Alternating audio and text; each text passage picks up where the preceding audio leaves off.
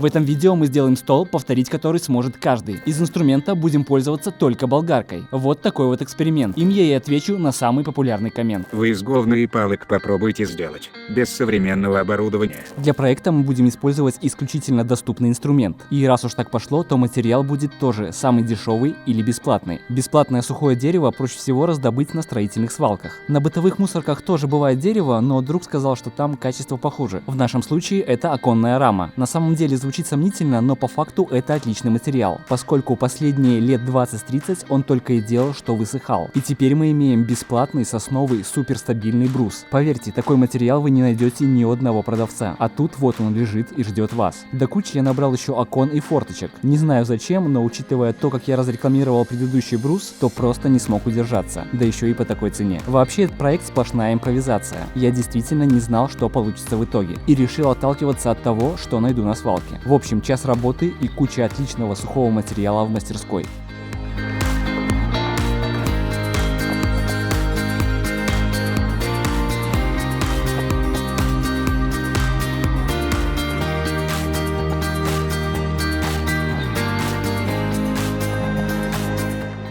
Теперь можно начинать демонтаж.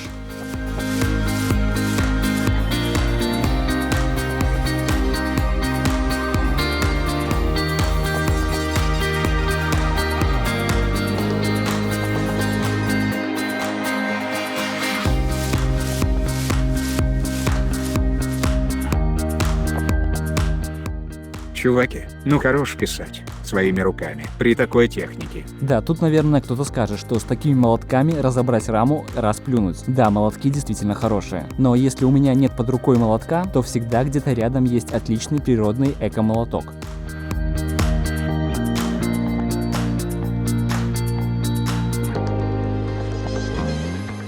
Следующим этапом надо разметить заготовку. Конечно же, не у каждого найдется угольник, но кусочек картона, думаю, не проблема раздобыть.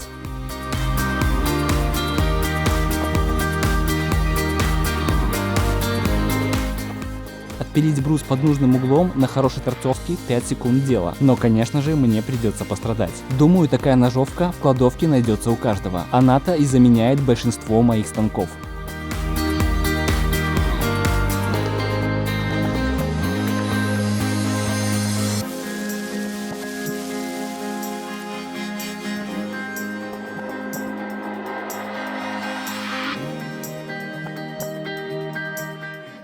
Теперь нам надо отмерить заготовку. Это будет ножка для стола. Столик будет небольшой. Соответственно, высота ножки около 45 сантиметров. К слову, если у вас нет рулетки, но есть желание, всегда можно использовать встроенную рулетку. Будете смеяться, но еще издревле люди использовали такой способ. В общем, длина ножки у нас составила 2 ладони и 1 мизинец. Отмечаем ручкой. Кстати, ручку всегда можно заменить многоразовым фломастером. Его мы достали из оконной рамы, и обошелся он нам в 0 рублей. Этим же фломастером я и очерчиваю линию под небольшим углом, для того, чтобы ножка шла на сужение. А затем снова берем станок-заменитель, 20 минут работы и все готово.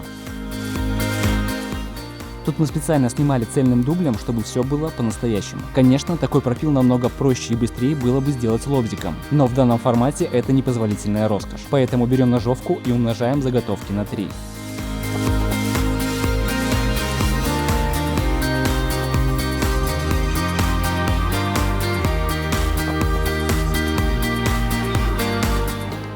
Теперь переходим к самому интересному. Нам предстоит сделать бюджетную заливку из смолы. Для этих целей я решил использовать самый ужасный в плане характеристик состав, а именно ЭД-20. Посмотрел цены на смолу, перехотел пробовать даже. Но его единственный плюс – так это цена. Скорее даже не цена, а возможность купить ее, так скажем, без чека, поскольку она часто используется на предприятиях, да и советское наследие тоже оставило отпечаток. И бочки с такой смолы то и дело появляются в продаже по хорошей цене. Остается быстренько найти ведро и отлить себе 12 килограмм состава. Да, работать с этой смолой сомнительное удовольствие. Смола густая, запах ужасный, большой объем не замешать. Но, как известно, кто хочет, тот ищет возможности, а кто не хочет, ищет причины. Так вот, на самом деле есть возможность залить стол и этим составом. Предварительно я немного нагрел смолу, поставив ее на день возле батареи. И, как вы видите, она стала более податливой. Но об этом немного позже. А теперь займемся опалубкой. В основание опалубки можно положить что угодно. Мы же будем использовать бесплатное стекло, которое раздобыли вместе с форточками. Разбираем, чистим и кладем в основание.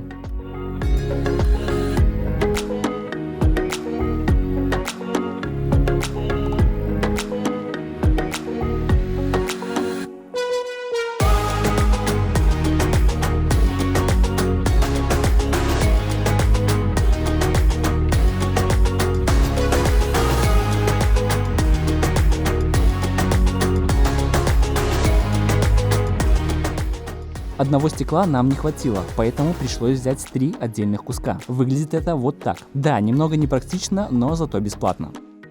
Стыки надо проклеить скотчем стоимостью в 70 рублей или $1.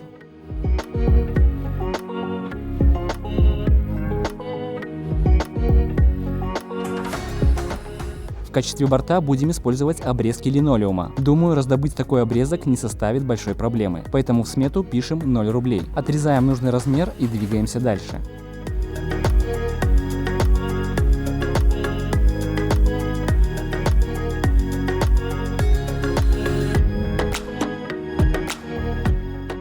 На основании отмечаем примерную форму будущей столешницы. Отталкиваясь от нее, выставляем бортик и приклеиваем его скотчем. Конечно, при работе с нормальной смолой такой бортик не прокатит, но учитывая, что наш состав очень густой, то скотча должно хватить. Но на всякий случай проклеиваем опалубку и по внешней стороне.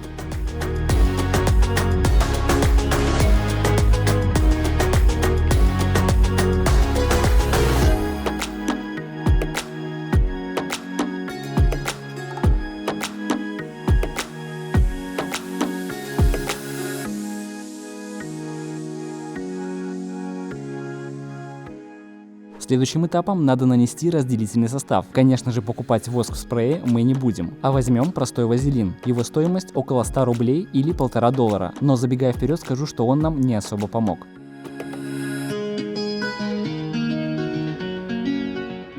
Итак, опалубка готова, и мы снова отправляемся к смоле. Разливаем ее по одноразовым стаканчикам, поскольку мешать этот состав в одной большой таре не вариант. Смола моментально закипит. Немного позже вернемся к этому. На стаканчике, к слову, ушло 70 рублей или $1. Конечно же, смолу нам надо предварительно подкрасить. Самый простой способ – это использовать стержень от гелевой ручки. Вообще, конечно, я не рекомендую добавлять в смолу красители непонятного происхождения, иначе, сэкономив пару копеек на красителе, можно запороть дорогущую заливку. Но у нас эксперимент, поэтому пишем в смету 200 рублей или $3 за стержни. Добавляем их в смолу и перемешиваем.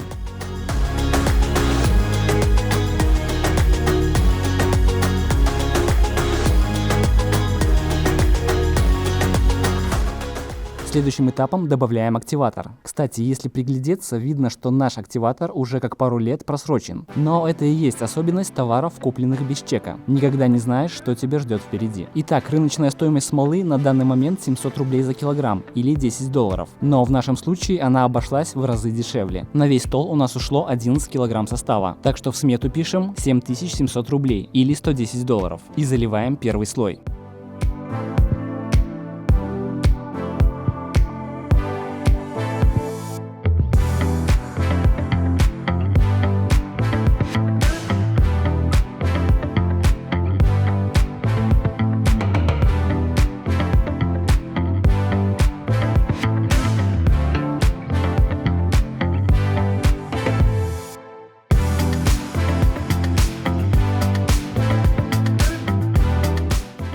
Для того, чтобы избавиться от пузырей, лучше всего, конечно, использовать корректор, но он стоит денег и в обычном магазине его не купить. А вот White Spirit вы легко найдете в любом строительном магазе. Его я и беру за 100 рублей или $1,5. Как вы могли заметить, на протяжении всего ролика мы подсчитываем расходы на этот проект и заносим их в специальное приложение. Называется оно CoinKeeper. Я лично пользуюсь им и с уверенностью могу сказать, что оно должно быть у каждого человека, который пользуется деньгами. Вы часто спрашиваете, откуда в моей мастерской появляются новые крутые инструменты. Во многом это благодаря CoinKeeper. Казалось бы, как простое приложение может повлиять на сумму моего дохода, но все намного проще. Важнее всего правильно распоряжаться расходами. Эту работу и берет на себя CoinKeeper. Как это работает? Следующей крупной покупкой в мастерскую определенно будет ленточная пила. Я выбираю подходящую модель, узнаю ее стоимость и в приложении ставлю цель. А дальше все просто. Все покупки разносятся по категориям самостоятельно. Приложение поддерживает связь с банками, а благодаря удобному интерфейсу вы без проблем контролируете свой бюджет и откладываете деньги на запланированную покупку или отпуск. Сейчас можно на 3 года получить доступ ко всем функциям приложения в 4 раза дешевле обычного. Это меньше рубля в день. И получить в подарок финансовый план. Это 5 писем с инструментами и примерами, после которых у вас будет свой личный финансовый план и понимание, что делать. Ссылку оставлю в описании, а мы продолжаем. На следующий день можно заливать следующий слой. И тут нас ждал сюрприз. Дело в том, что смола слегка перегрелась, деформировалась и, соответственно, потянула за собой стекло. А стекло — это очень хрупкий и ранимый несравнимый материал. Вот вам наглядный пример и ответ, почему составы от Эко-ванны стоят дороже дешевой смолы ED20. ED-шка даже в объеме пол-литра превратится вот в такую субстанцию. В то время как, к примеру, тот же арт-массив спокойно будет стоять даже в 20-литровом ведре. Итак, мы имеем вот такой результат. Но это не страшно, поскольку в дальнейшем нам все равно придется расколоть эту заготовку. Но обо всем по порядку. А по порядку у нас следующий слой. Как вы помните, в прошлый раз мы подкрашивали смолу стержнем из гелевой ручки. Так вот, исходя из этого опыта, скажу, что специальный краситель для смолы выходит значительно выгодней, поскольку он в разы концентрированней, и его достаточно всего несколько капель. Поэтому дальше пользуемся им. И в смету вносим 200 рублей или $3. А тут многие скажут, что далеко не у каждого найдется такая удобная лопатка для размешивания. И вот вам очередной лайфхак. Пользуйтесь на здоровье.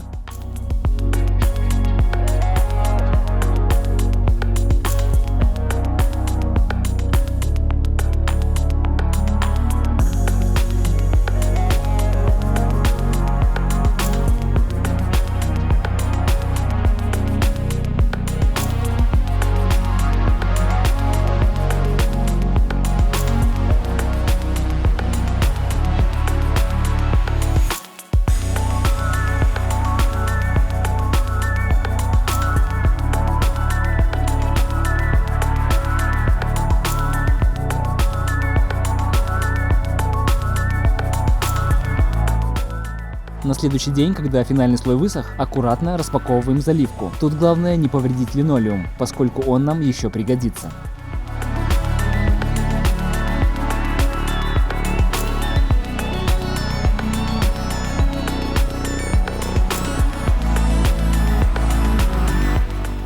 Молодцы, ребята. У вас черный пояс по изготовлению бесполезной, ненужной, неведомой чертовой херни за много денег, за много времени, на дорогом оборудовании. А я думал, я фигней в гараже страдаю. И тут очередной сюрприз. Стекло не особо хочет отделяться от заливки. По всей видимости, это из-за того, что смола сильно нагрелась. Но если бы я проклеил стекло скотчем, то этот процесс занял бы пару минут, а нам пришлось провозиться около 2 часов. К тому же применяя всякие шаманские обряды. Какой тут можно сделать вывод? Не надо жалеть скотча.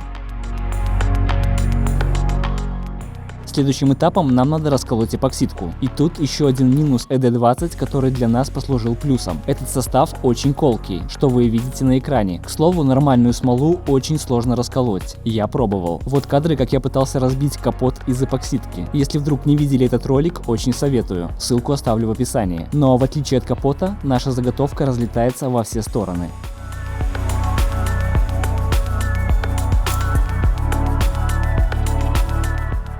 Как вы поняли, аккуратно отделить стекло у нас не получилось. Значит, нам нужно новое основание. Это может быть что угодно. Кусок картона, фанеры или любого другого листового пиломатериала. В нашем случае обрезок фанеры. Его мы проклеиваем скотчем. В основание кладем нижний слой расколотой столешницы. Протираем от осколков и собираем пазл.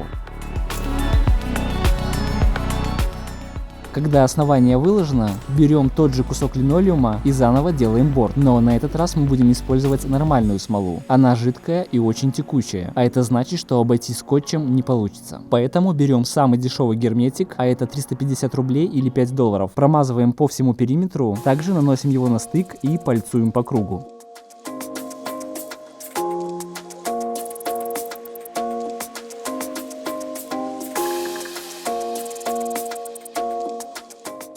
Когда герметик схватился, замешиваем пол-литра хорошего состава, в нашем случае Art Eco. Подкрашиваем его белым красителем и выливаем в основание. Всего на этот проект ушел 1 литр Art Eco, а это значит, что можно записать 1500 рублей или $20. И продолжаем раскладывать пазл.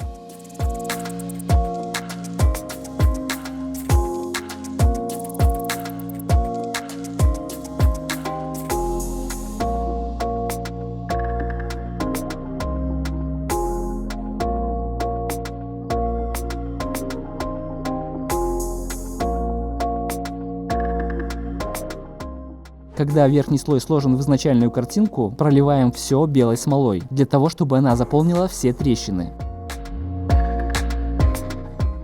А пока смола полимеризуется, отправляемся к подстолью. Конечно, мне бы очень хотелось поработать комфортно в своей мастерской, с удобными тисками и системой фильтрации. И скажу вам, что очень обидно не пользоваться таким оборудованием, когда оно стоит под боком и покупалось для того, чтобы им пользоваться. Но, конечно же, это никак не вписывается в наш концепт. Поскольку ручной ножовкой нереально сделать идеальную геометрию ножек, значит, надо придумать форму, которая не будет требовать такой геометрии. И для этой задачи нам понадобится единственный электроинструмент во всем проекте. Это болгарка. Думаю, эта штука есть у каждого. Или, на крайний случай, у каждого есть вариант одолжить ее у знакомых. А вместо системы фильтрации используем самые бюджетные средства защиты.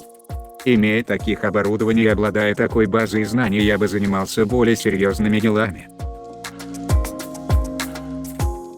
Вместо удобных тисков вполне подойдет старенький стул, если, конечно, у вас по-настоящему есть желание поработать. Берем два лепестковых круга, один погрубее, а второй с более мелкой наждачкой. Пишем плюс 200 рублей или $3 и погнали. Вот такими движениями в разных направлениях и с разной глубиной задаем интересную фактуру. Так со всех сторон. В итоге, благодаря этому приему, мы исключили из процесса изготовления все станки, а нога будет смотреться интересно и достойно. Да, пока она выглядит странно, но после покраски все изменится. В итоге на одну ножку у меня ушло около 30 минут, и теперь ее можно красить, но предварительно загрунтовать.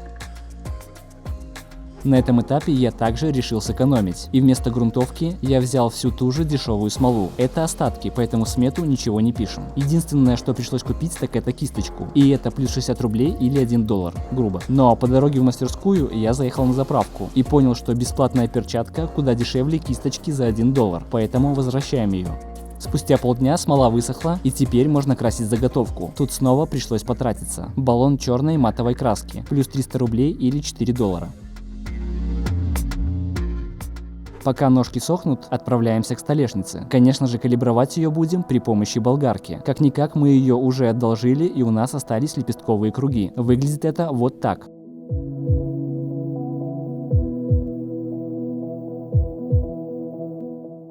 Спустя час необходимый объем убран. Мы имеем кучу эпоксидного снега и кривую столешницу, а также желание доделать проект. И это главное, как выяснилось. Поэтому берем насадку с плоской поверхностью, записываем еще плюс 300 рублей и равняем поверхность. Дело в том, что лепестковый круг отлично снимает объем, но ввиду его формы им сложно выдержать плоскость. А вот этой насадкой выровнять поверхность намного проще. Стол, который сможет сделать каждый. У кого есть оборудование, которое сможет купить не каждый. Я ничего не упустил?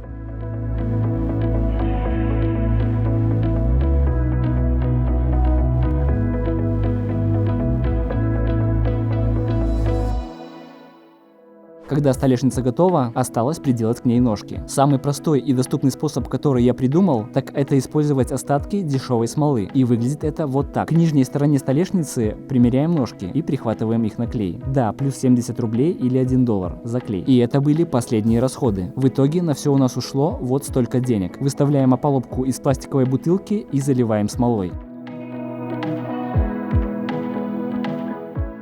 На следующий день, когда смола высохла и ножки стоят на своих местах, осталась финальная обработка столешницы. Самый простой и бюджетный способ, так это покрыть столешницу остатками смолы. В нашем случае Art Eco. Так мы и сделали. Как вы поняли, это экспериментальный формат. Лично мне он очень интересен. Если он окажется востребованным на YouTube, то в самое ближайшее время я готов проехаться по свалкам и снять очередной проект. Лучший способ этому посодействовать, так это поделиться роликом где угодно, написать пару длинных комментов и поставить лайк. Спасибо за просмотр и добра от топора.